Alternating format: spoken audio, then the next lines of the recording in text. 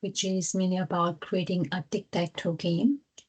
So objective of this lab is to create a game which consists of two players, and these two players will be playing against each other, and there will be a game which will track win, loss, and draws too. And these players can have a number of rounds whenever they are playing. Whenever they have finished the first round, they can offer second or third and fourth. It's somehow similar to what you have done, but now what we are doing is that we are following the lessons we have covered related to our structures, dynamic pointers, and also something related to Makefile. So we're gonna merge these all lectures together, and we're gonna create a game called as Tic-Tac-Toe. And this is the last game you will get for this course.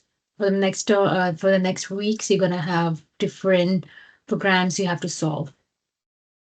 So in this lab, I have given you certain instructions. I have given you a code to write.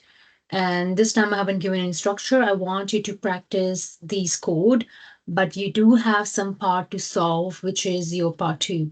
So part one consists of a code where I have given you entire code and then given you some of the explanation. I will go over it in a while, but first I would just want to show you which part I already have given to you and which part you have to solve yourself. So till page number 11, which is ends at step 4. This is something which is already given to you, including the step 4, which I will explain a while, but you have to do the step 4 too. But it's just a copy paste from the lecture. We just have to change the file names. So part 2 is the main one, which consists of enhancing the game. So you have two parts. One is to get the marks for your assignment. So 8 marks is to complete your lab till here, till step 4. And 2 marks are for adding a feature to track a number of moves made by each player. Okay, so this is for 2 marks, and this is your bonus marks for this lab. So I will come back to this again to show you what are the changes you have to make and what you have to submit and so on. So I'm going to go back to my page number 1. So I have mentioned the step 1, you have to create your or setting up your environment. You have to create your C project. You have to create new file, whatever name you want to give it, whether you can give a name as a main.c, but mostly we give a main function, a main.c. But in case if you have different names you want to give, it's up to you. But it's always recommended to separate your main function with other functions file. The second step, you have to write your main function. So in order to do that, we have to include unnecessary headers. So we already have seen the stdio.h. We already have seen the stdlib as well. The only difference here is that we have included a new or self or custom header file, which is include a declaration of your functions and the structure as well. So this is something which we're gonna do in a while, but we are just including it so you do not miss it later on. So you have to make sure whenever you have any header file or custom header file, you have to include that in your main function. So here's a description for you in case if you want to read. Then you have to define in your main function. There are 4 variables you have to declare. The first one is to play again, which is character. And I'm setting the value for it as a Y for a yes. And then I have a player 1 and player 2. And I'm initiating their wins as 0 as a default value. And draws for 0. Okay. So what I have done, each part which consists of a code, you can just type this one because I want you to practice this one. That's why I haven't given you a code. So the next step here is that you have to create outer loop, which will restart your game if they want to play again. So I have a while loop here, which is calling your function called as a game, and it is stored as a dynamic memory location. This is just calling a function. We do not have a function here in a main function. We're gonna look at this call method later on. Okay. So we do have here a row and column. We have another variable winner and move count. So row and count, because we are seeing a tic-tac-toe, which means it is 3x3 board game, which consists of 3 columns and 3 rows, starting from 0 to 2, and starting for the column rows as well, 0 to 2. Okay. So that's why we have to identify rows and column. Obviously, we need to know the winner as well. We're going to print our welcome to tic-tac-toe. We have to ask a user to enter their rows and column and numbers. So when you are inserting your rows and column and numbers, you start with the row number. It can be 0, 1, and 2, any one of them. And then you have to specify which column you want to include. So you will write, for example, you want to include in your row 0, row first, and the first column. So it will be 0, space, and 0. I will show you my solution and show you how the output look like once I will finish explaining this guide. So then you have a main game loop, which consists of which will check whether the player has making a move or not. So I have used here game, and I have used here indirect specifier or connection specifier. And we said that whenever we're using these ones, it's mainly for the structure, which uses dynamic memory. So which means I have used or have stored my game variable. I may have created as a structure. I may have created it as have stored it as a dynamic memory in a dynamic memory. Okay, so that's why I'm using here an arrow. So the player one will enter their move. If they haven't entered their move, it will allow the player number two to enter their move. The next one is to allow a user to input both the values, rows and columns, and then you have to validate whether their move which they have entered is a valid or not. So for example, if player one has inserted a symbol X for their move, which means they have used 0 row and 0 column, then the player number two, if he tries to insert at the same row and column, which is 0 and 0, it will give an error message that it is an invalid move. So we have to make sure the move shouldn't be equal to what a user one or player one has inserted or player two has inserted. Okay, so this is a code for that. Now we have to check for a winner after the move. So we want to check a winner. So we are calling a function called as check winner, which is a game. This is another function which we had in our function file. Then if there is a winner, we have to break our loop and we have to count a number of moves. So this is another one, which is to check a winner after the move. It's the same code. I just divided into 2 screenshots to be more clear. Now I have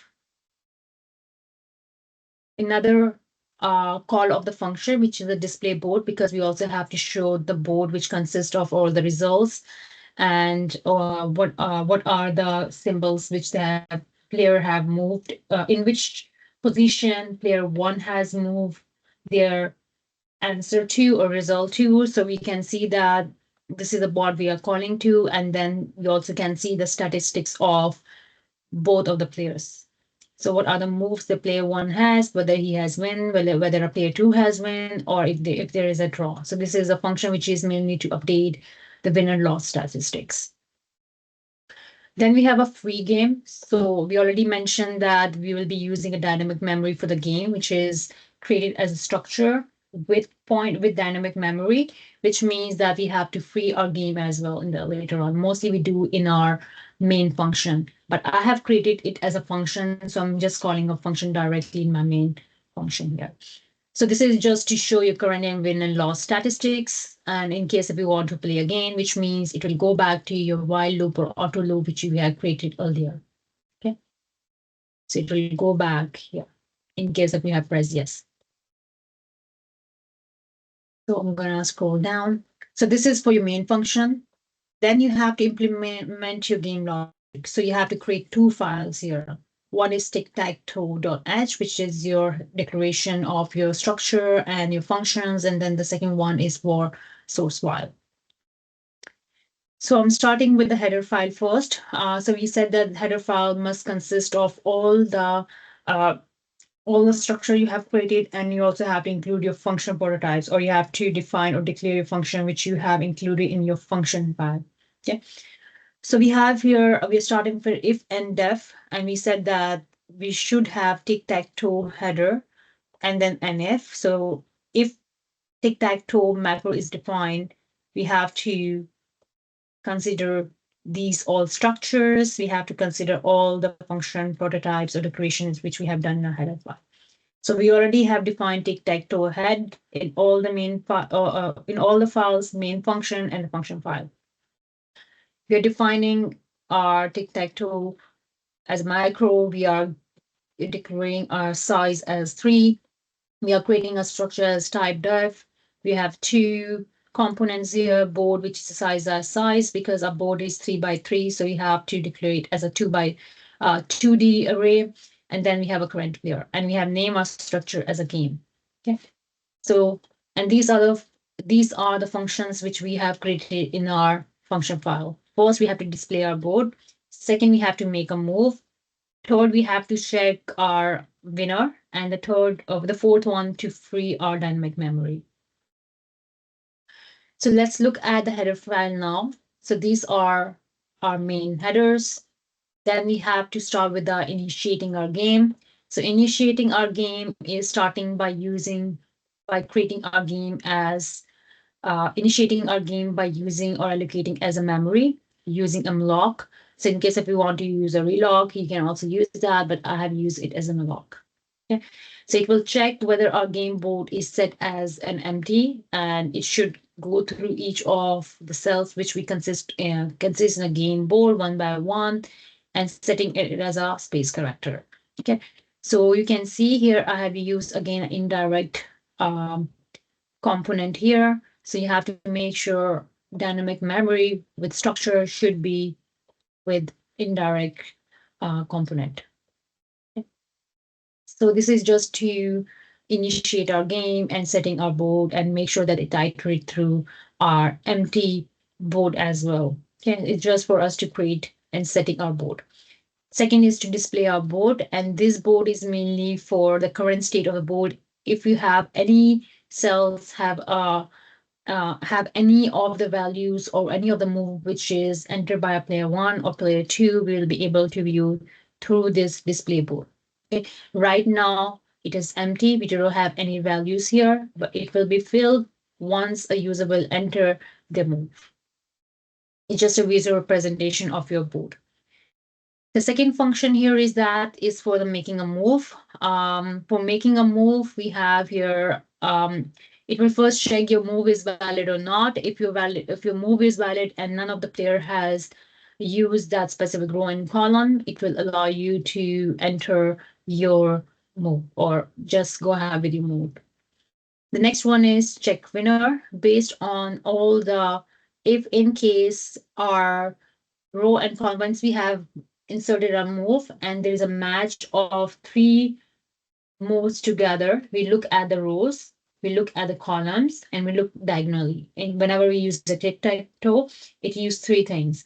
First, it check whether our 3 moves which we have made by one player, it matches row-wise, whether it matches color-wise, or whether it matches diagonally. So this is a function for that. So this is for the row. So we have here game board I and 0, which means we are checking it for the row. Then we have for the column. So here we have for a column. And the third one is diagonal for a winner. Okay, so I have you starting from initiating from 0 and 0, 1, 1, 2, 2, and so on. So this is diagonally. Yeah. Then we have to create a function to free our game. You can do it directly without the function, but I have created a function because I want to reuse it multiple times. So I just create it as a free game and game in order to be used in the main function. Now, what you have to do, you have to compile and run your program. And in order to do that, I want you to create a maker file. I do not want you to use GCC compiler directly. I want you to use here you have to create a maker file, and then you have to, first of all, call it as make. First of all, you go in your project, create new file, name it as a make file, and go to your lecture for slide number 80. Hopefully you can see here, and you copy paste the same code, maybe 83 or 81, whichever you find it useful is the same code. Just copy paste it there and make some changes based on your code. Okay, so for example, CCC, majority of you have used GCC, so it will be GCC in case if you have used something else, you can change it. We have a C flag for warning all. You can try different C flags too, but for this project, you need only a warning all. Then you have to change your object files and target files. So automatically generate for you object files and all the executable files for you. Okay, it will be the same code. Now let me go back to my file, which is part 2. And this is the main part which you have to complete. This, till here, it is 8 marks. This is the 2 marks here. So what you have to do, you have to modify the game structure to include counters for each player moves. Okay.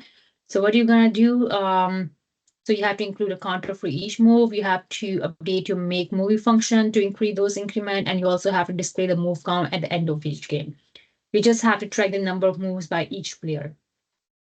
Now the second one, which is a bonus part, you just have to include a multiple player with a unique symbol. So you can have A and B here. So you will not switch between two systems. It will be based on the current players and the rotation of each list of players we have. So if we have player number player number 1, 2, 3, and 4. So based on what you have entered, it will give you all the symbols. You can have number of symbols here, but these are some of the examples I have given to you.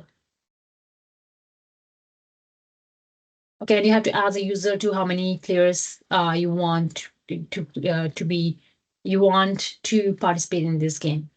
So submission requirement, you have to submit all the files. We have 4 files. I have created for you 3 of them and asked you to create one for me. And these will be the 4 ones, and you have to include the screenshot of your all this initial board, your few movements, and so on. So I have given you here your marking scheme too, in case if you want to look at. In the end, hopefully you do not have any questions related to it, but I do want to show you how my code look like. The code I'm going to show you consists of, so let me first delete this file because I want to show you. So these are the files I have. It is automatically generated from your object because I already have created my maker file. So I have a C file, maker file, I have tic-tac-toe C, I have tic-tac-toe header as well. So in order to do that, first I'm just filling my maker file because I want to delete all the other files. Then I want to make my file because I do not want to compile my code one by one, each file. So I'm going to use a makefile for that. So you can see here, it go through each of my file and it has created an object file and also it has created for me, just a minute. Let me refresh it.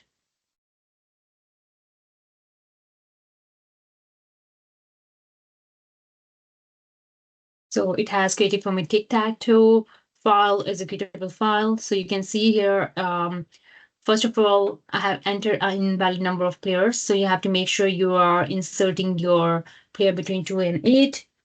Actually, I didn't want to show you, but this is something which I'm supposed to show you later on. But as I have clicked on my mouse by default, it has shown you first the invalid number of players. So now let's start with the players.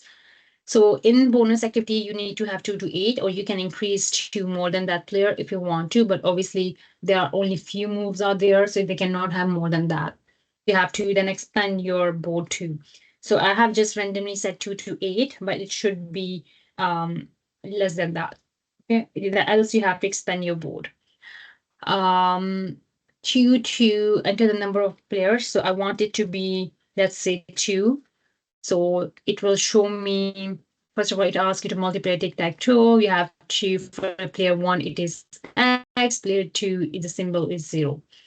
So it is asking for player 1 to make their move, row and column. So let's say I want to move to 0, the row 0, and column number 2. It's 0, 1, and 2, so it will be 2. So it's 0, 2, space, and 2.